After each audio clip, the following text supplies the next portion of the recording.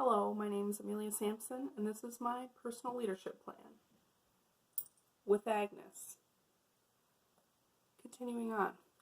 So the first question is to give my original definition of leadership from the first reflection, which I, ironically enough, did not have one, which I know is not at all what you asked for, but I thought I was taking some hipster new wave approach, and I thought it was going to work out. Didn't really work out, but I guess I'll explain it now.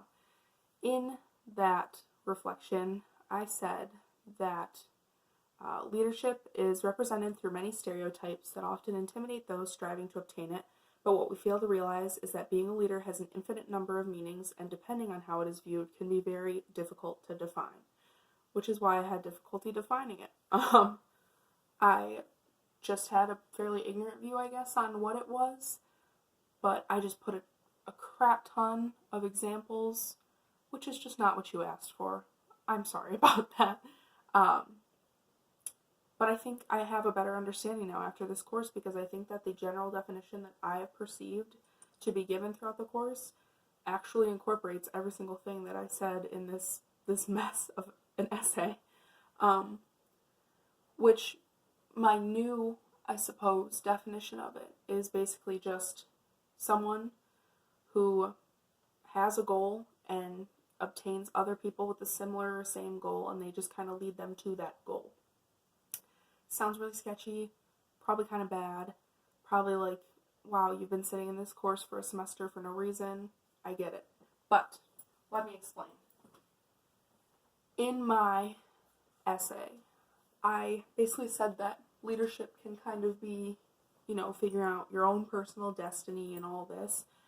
Every example I put in that essay is incorporated in that definition.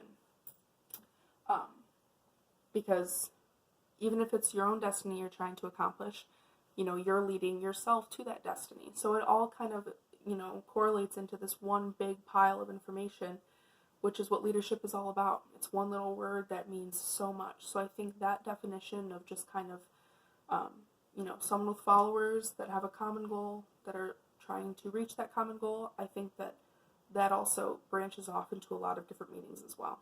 So the next question is, which 3 theories most inform your leadership practice, and how do you define them? So I think one of them is definitely situational. I define it as appropriately accommodating to the needs of your followers and kind of being woke in a sense, like it's critical thinking, like, oh, what needs to happen? How should I do it? How should I go about the situation? Does your follower need directive or supportive? I think being able to critically think and find that out and act on it is extremely important, especially for me, for my potential career, which is being in HR. Accommodating to the needs of my followers will be extremely important to ensure that they are successful and happy in the workplace. So I think situational is very, very crucial to the success of any organization or anything like that. I think leaders really should obtain that right from the get-go. I think that should be a very important aspect of leadership to anyone trying to become a leader. The next one is the leader-member exchange. I think it represents the importance of the relationship between the leader and the follower, which is extremely important to me when I, become hopefully a higher up HR manager. I want really good relationships with my followers, with my employees. I want them to look at me as a friend, but also an authority figure. I think that the reason I love going to work is because of my bosses, because I have such a good relationship with them, and that is something that I want to continue on through my career, is for my followers to feel that way about me. That kind of leads into authentic leadership, which I kind of defined as just being open and trustworthy and vulnerable to your followers, as I would hope mine would be towards me in the future. I just want them to trust me and know that I am, their boss potentially, but I am also someone to confide in and someone to trust. I want to show vulnerability so that I can represent that it's okay for them to do the same to me. I think that all of those aspects are extremely important when it comes to the happiness of employees. because everybody loves authenticity. It's kind of hard to hate someone that's honest and trustworthy and all that business, so I really hope to portray that in my future career. So the next question is, how do you see yourself implementing them in your future? I mildly explained that. I will go off of my LMX7 results, which I scored really high in. I think I got like a 32 or something. Mainly because my relationship with my boss is just wonderful. I love my bosses. It makes me excited and happy to go to a work that is otherwise kind of undesirable, which is something I would really hope my future coworkers would experience when it comes to me. I would hope that I could give this same questionnaire to my employees in the future and for them to score between a 30 and a 35, because I want to have those connections with them. I'm not going to work to just be the boss or to just lead others in a very face value, I guess, I don't know, shallow way. I want those connections. I want people to feel that they are a friend, but also a fellow coworker. So I would hope that in my future, a positive result of the LMX7 like that is something I would hope to portray as a leader to others in my future place of business. So the next question is, where have you come from? What critical life events have influenced you and contributed to your leadership development? I don't know if this sounds kind of silly, but I had a childhood friend for about 10 years who, in the long run, ended up being really manipulative and abusive. I just got bossed around a lot. I never really had my own voice. But I was a kid, so I didn't really understand that. But looking back on it, when I started to become an adult, I was really kind of appalled by it, that I took it for so long. And I was really just being shaped by some completely different person rather than from my own journey. And that's what really made me want to become a leadership figure, which is what I started to do in high school. I took many leadership opportunities. I was a section leader in marching band for 2 years. I was the president of a club called PPI, which is Positive Peer Influence. It's like a mediation group for high schools, which is extremely helpful.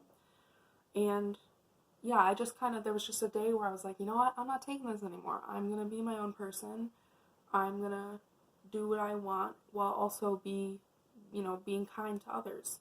It's not hard to be nice. It's really pretty easy. So I really just wanted to take control of my own life and influence others to just be kind and have confidence in yourself and know that you are your own person.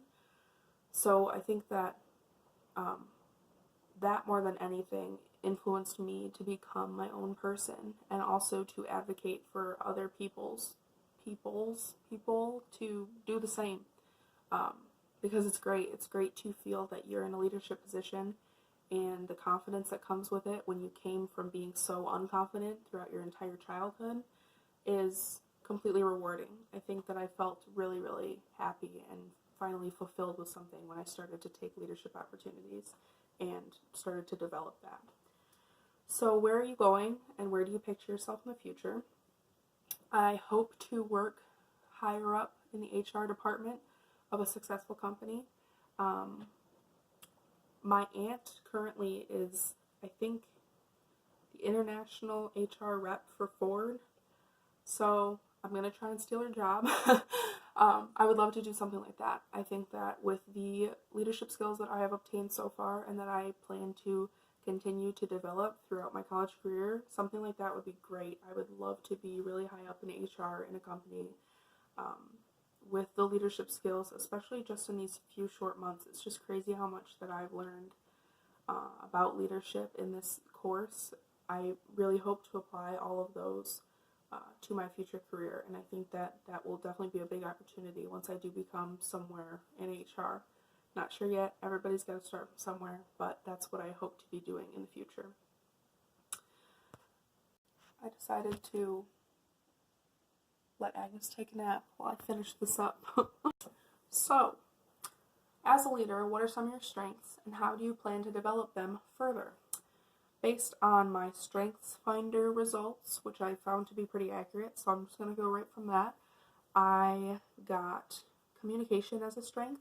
I agree with this wholeheartedly. I think communication could solve so many issues, and so many issues are created by a lack of communication. So, mainly, I'm good with words to an extent, and it's very easy for me to strike up conversation with people. Another strength I got was individualization. I can now, thanks to my experience in the past, know what I want and who I want to be. Even though I'm considerate of others and others' feelings, I know where I need to be and what I want to be doing. So I think that I have a very straightforward expression of my needs and desires at this point. And I think that really is due to the fact that I grew up so shy and timid, but now I'm very different. Another strength that I got was woo, which I found interesting, which I can turn strangers into friends extremely quickly. It's not hard for me to see people the way that they want to be portrayed and accept them based on that factor. Another one I got was restorative. I find it interesting that it says that I seek my weak points and correct them, because, as I stated prior, I used to be super shy and submissive to being pushed around, and that's just something that I just can't do anymore. I just have told myself, like, you can't do that anymore, and since I've said that, I haven't taken anything from anyone, really, and it really helps me grow as a person and as a leader especially, I think. So, the last section is, as a leader, what is one area you feel that you need to grow, and why is it important to develop this leadership skill? I think that as a leader, I need to grow with accepting failure and hiccups, which is something the path goal theory taught me a crap ton about, is that they're very normal and that they happen. It is rare that a project of... She's sitting on my hair. It is rare that a project goes smoothly, completely. And I think that's something that I need to accept before it even happens, because I struggle with failure, and it is just a normal human thing that everyone experiences, and it's nothing to be ashamed of. It is only there to help me grow and support me. In the moment, do I think that? No. When I fail or do something not to the extent of success that I thought I would, I'm a mess. So I need to become okay with that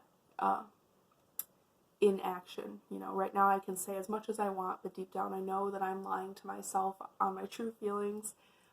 So I really just need to accept that these are just normal things that people go through and become okay with that. I hope that this was an enjoyable little break from all the presentations and such. I hope Agnes was able to bring you some peace in knowing that dogs just make everything better. Thank you for such a wonderful semester. I really appreciated everything that I learned, everything that you taught. Your passion for this, for leadership is undeniable, and that really influenced me to also become passionate about it, and I can't thank you enough. So have a great summer, and thank you for everything. Say bye! Okay, whatever. You have something on your nose.